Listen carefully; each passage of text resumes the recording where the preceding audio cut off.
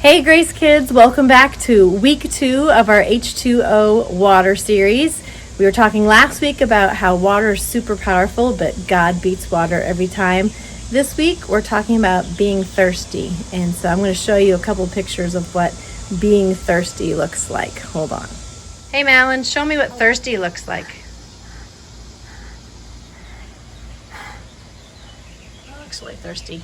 I'll show you another picture of what thirsty looks like. That is one thirsty plant. I think it's dead. It is. Yep, it's dead. Definitely. It's really thirsty.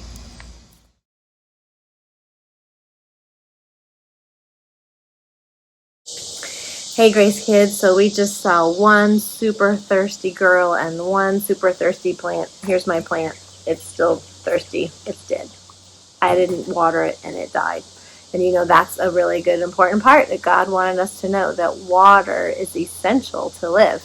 Do you know that you can live a lot longer without food than you can without water? You can only live like 3 to 7 days without water. And I remember one time we were hiking for like 8 miles and we only had one thing of water and it was super hot and I was so thirsty and we had to like say, okay, every 8 minutes we can take one sip of water. And I remember being so thirsty. And then when I got back to camp and I could have as much water as I wanted, oh, that water tasted so good.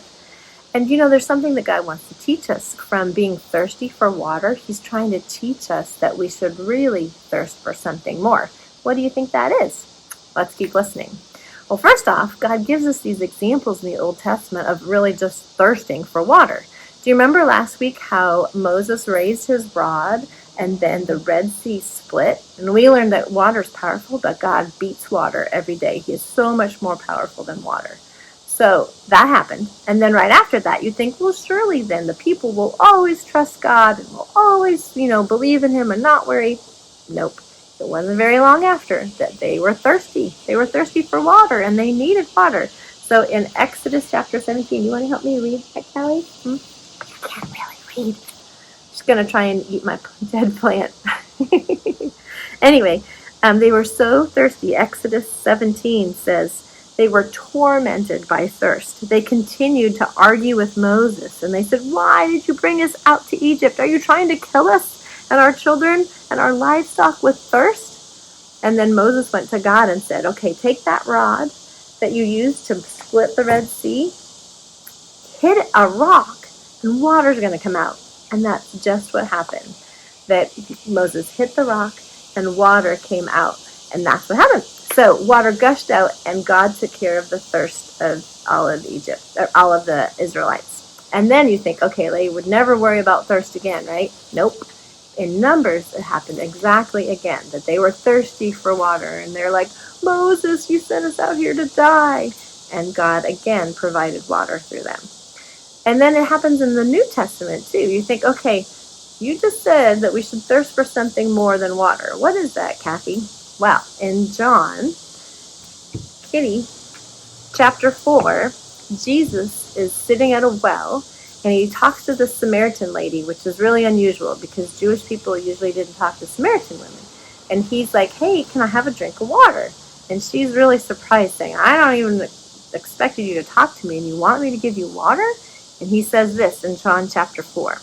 He said, if you only knew the gift God has for you and who you are speaking to, you would ask me and I would give you living water. So you remember how we talked last week of God creates things that we can see so that we can understand things we can't see? Like, I totally get being thirsty and thirsting for water and how good a cup of water tastes when I'm thirsty.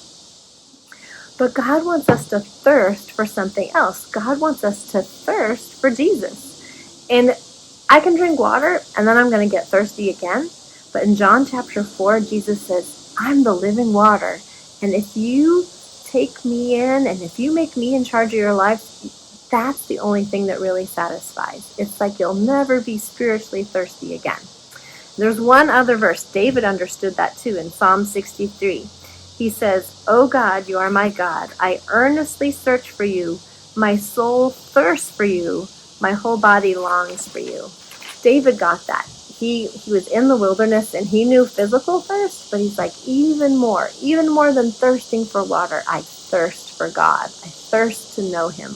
Only God can satisfy. So what about you guys? Every time you get thirsty this week and you get a drink of water or something else, can you think in yourself, do I thirst for God? Do I want to spend time with him, talking with him, praying with him? What about you, Callie? Do you thirst for God? I think you just thirst for water.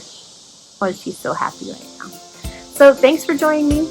Remember to thirst for God, and he will provide for all your needs. Only he can satisfy. Talk to you later.